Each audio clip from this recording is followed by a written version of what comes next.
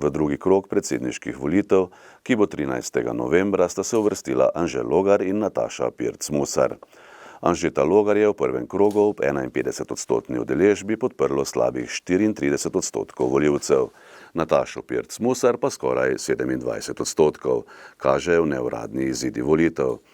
Preostalih 5 predsedniških kandidatov je na nedeljskih volitvah prejelo več kot 330 tisoč glasov.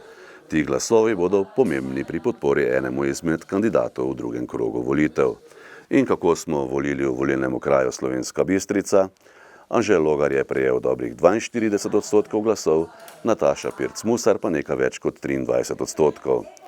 Volitev v volilnem okraju Slovenska Bistrica se je udeležila dobra polovica volilnih udeležencev.